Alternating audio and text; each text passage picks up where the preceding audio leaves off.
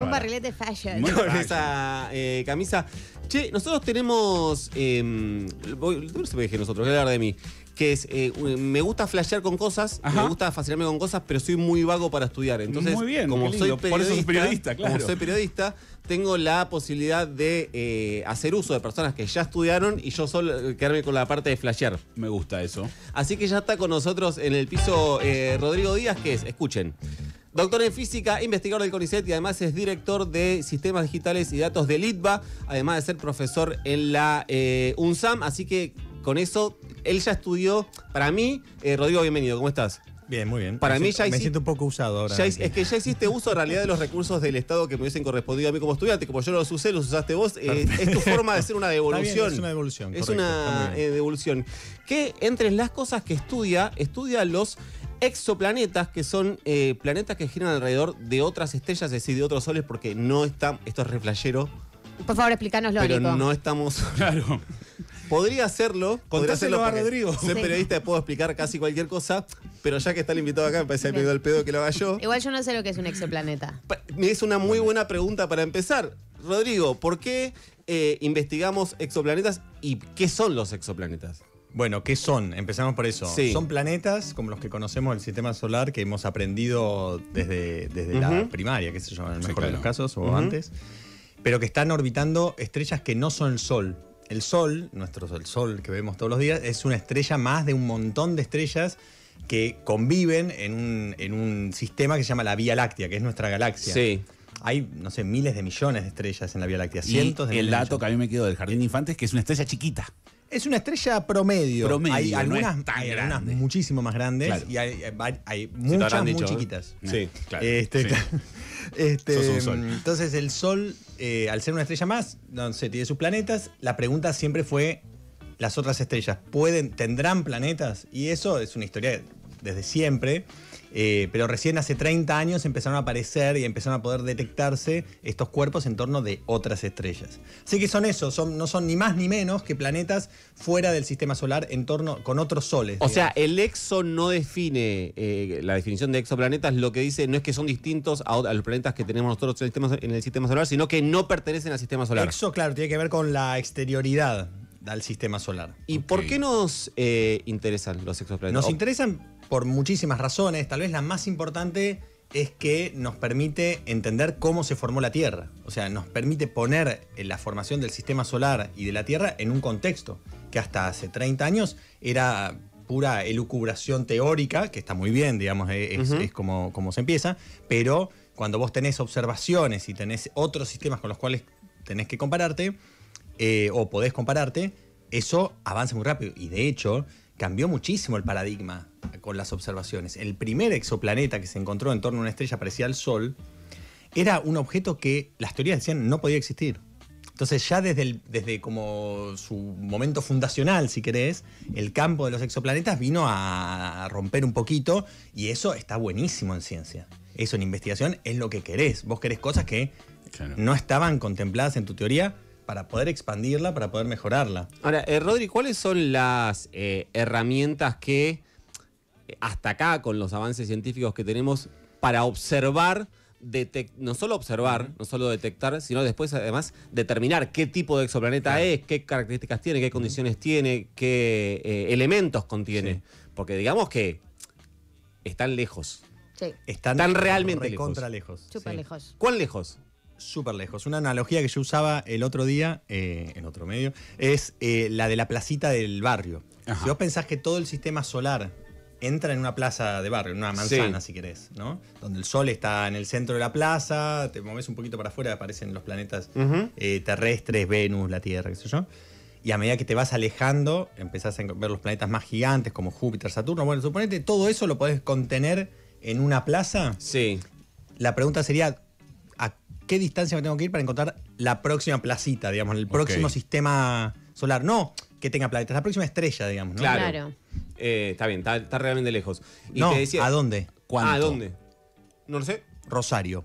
Ah, ok. Esa es la distancia O sea, que tenemos entre las estrellas. Perfecto. Ese es el tipo de distancia. Entonces, y esa es la más cercana, digamos, ¿no? Después, Para, y conocemos, conocemos otros sistemas planetarios alrededor de otras estrellas. Sí, hoy, gracias a esos digamos, desarrollos desde hace 30 años a esta parte, conocemos 6.000 sistemas, 6.000 planetas. Vos, pero nosotros los conocemos, o sea, todos los planetas que conocemos son del sistema solar. O sea, No, Júpiter, Venus, sí, todos esos es el sistema solar. O sea, Son del nosotros sistema dentro del conocimiento popular no conocemos. Muy pocos, ¿no? Claro. Planetas que Salen estén los en diarios, otros. ¿no? Salen las noticias cuando aparece un planeta parecido a la Tierra en la zona de habitabilidad, que después podemos charlar qué es la zona de Sí, habitabilidad. claro, que- porque la pregunta todo Porque es la pregunta. si puede haber Claro, otra esa era tierra. otra. Si algún día Jeff Bezos va a tener una casa quinta ahí. Claro.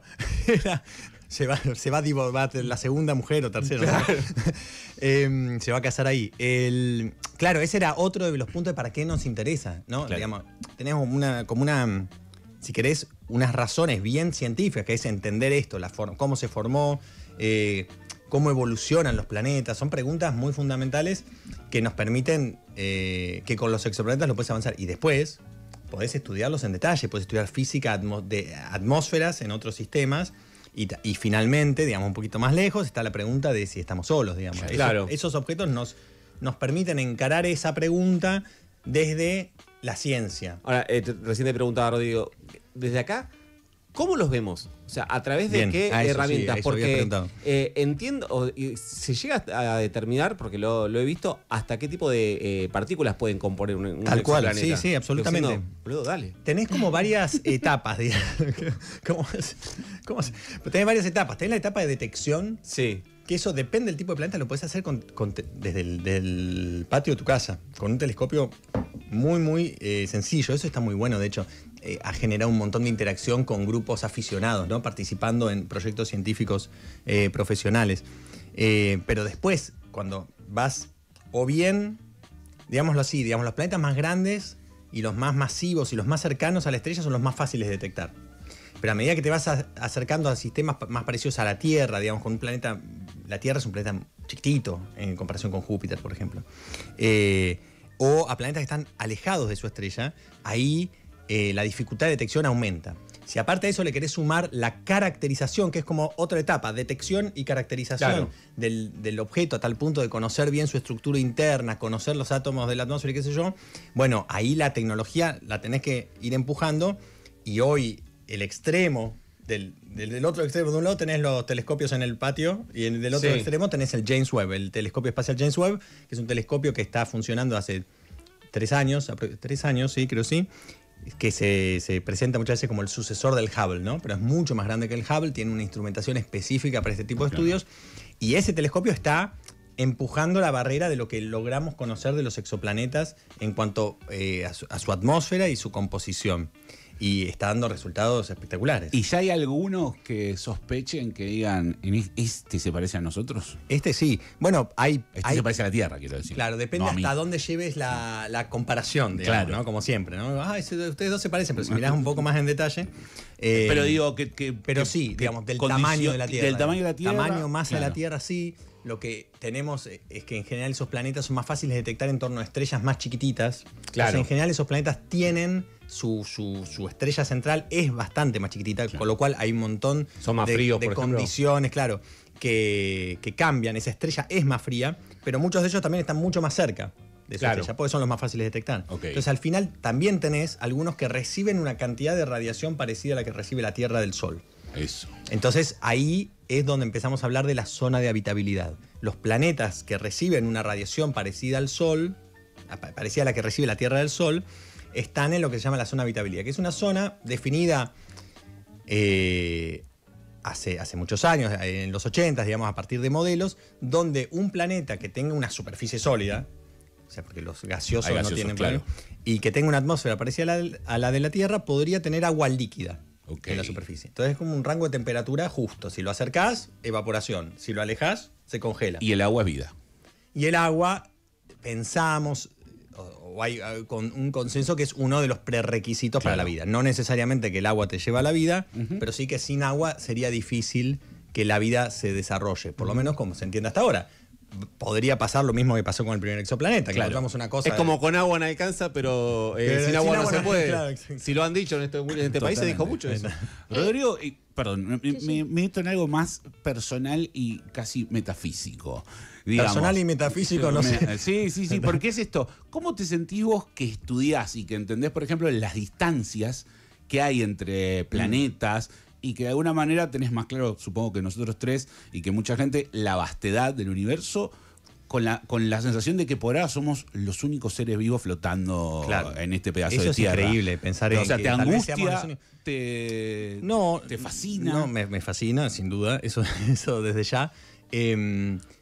No sé si te podría decir que entendemos esas distancias mejor. O sea, sin duda, ¿no? Digamos, me parece que depende de vuelta hasta dónde llevemos el término entender. Podemos hacer cuentas con esas distancias, podemos entender las relaciones, como esto de Laplace y Rosario, podemos hacer un montón de cosas, pero no sé si íntimamente la noción de, como tiene la Vía Láctea, 400.000 millones de estrellas, es un número que uno puede más o menos asequible. Pasa lo mismo en economía, supongo, ¿no? Con los números gigantes, digamos. Sí. ¿Cómo ponderás eso? Pero bueno, eso es, digamos, eso es muy personal, exactamente como bien decís vos. A mí no me genera como una angustia así existencial, sí me genera mucha fascinación. Y decir, bueno, toda esa vastedad, todo ese universo que existe, y nosotros, desde un planetita chiquitito, en una estrella mediocre, en el buen sentido de la palabra, digamos. Es una estrella mediocre. En un rinconcito, sí, es mediocre, no es ni muy ni tan. Está bien igual, Está hay bien, que abrazar no la sé, mediocridad. ¿no? Cada vez En que un te digan vos rinconcito sos del mi universo. sol, Sí, Claro, dos veces. Sí, Claro. En ese rinconcito, ¿cómo estamos? Disculpame, estamos dándonos vuelta y mirando de vuelta hacia el cielo y diciendo, logrando entender esa vastedad desde un lugarcito muy chiquitito. Está con nosotros Rodrigo Díaz, que es doctor en física, investigador en el CONICET. Estamos flasheando con exoplanetas como cosas que pasan re lejos de acá. Es la aplicación más científica que se me ocurrió, la verdad.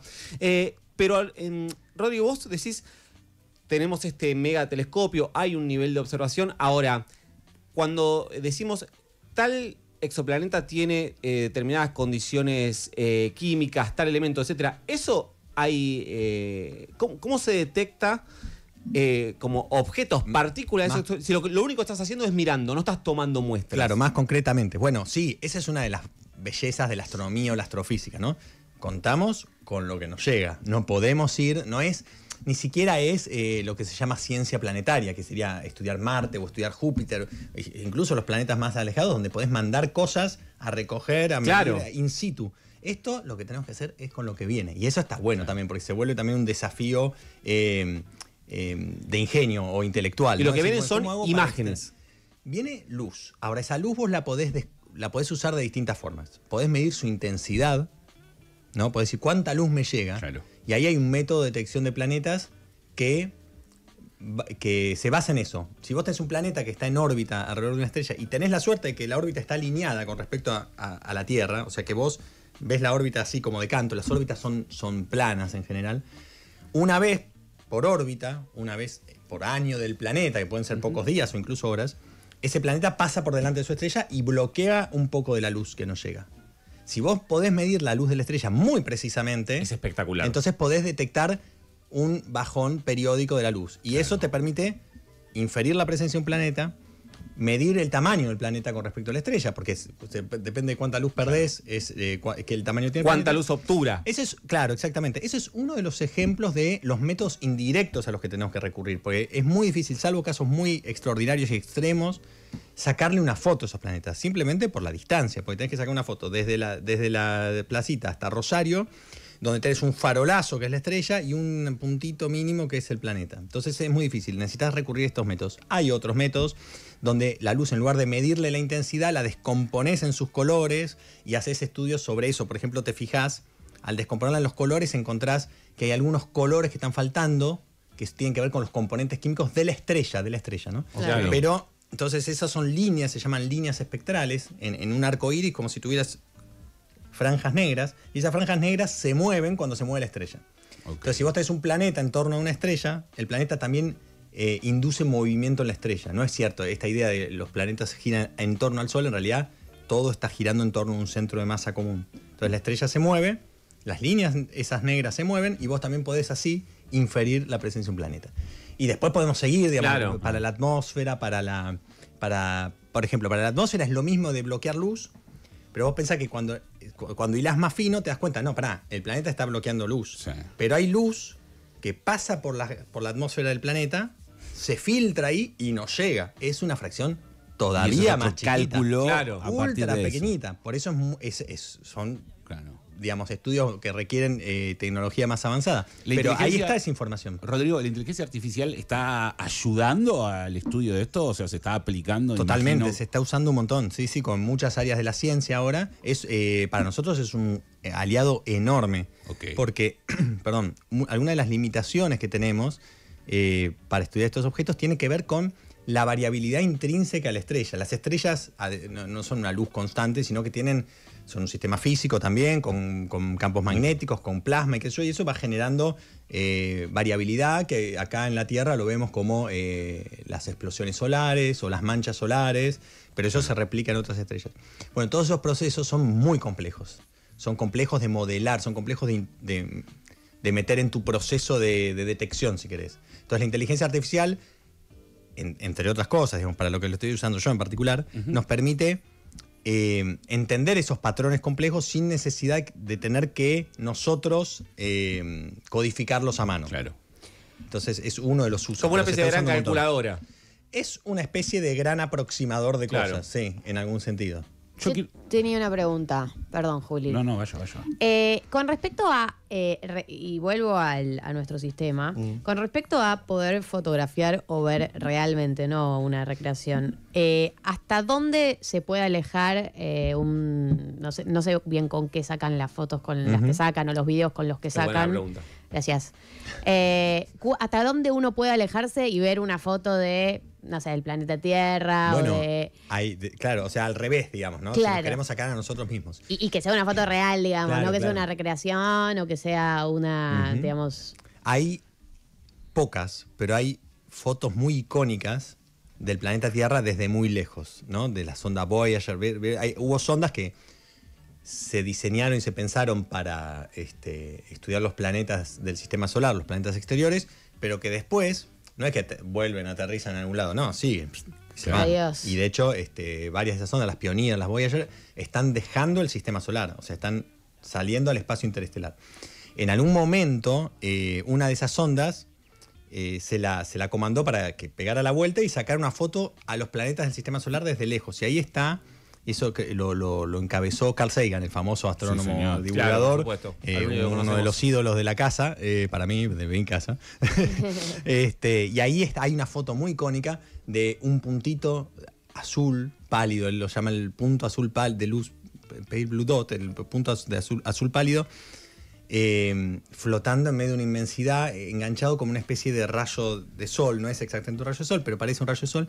Y eso le inspiró un texto que está buenísimo, que los invito a buscarlo, sobre el punto de luz azul pálido, que reflexiona sobre todo el quilombo, todos los conflictos, las peleas, las disputas, la sangre que ha corrido y todo lo que ha ocurrido en ese pequeño En algo punto tan azul ínfimo, pálido. realmente. Lo malo y lo bueno, habla de las parejas enamoradas y habla de los niños que se despiertan y qué sé yo.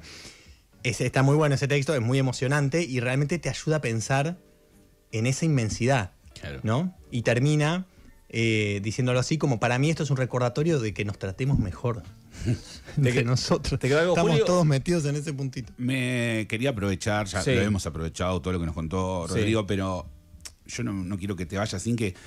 Dame un dato que yo pueda tirar en una conversación y quedar muy capo. Un dato... Dato de color. un De dato...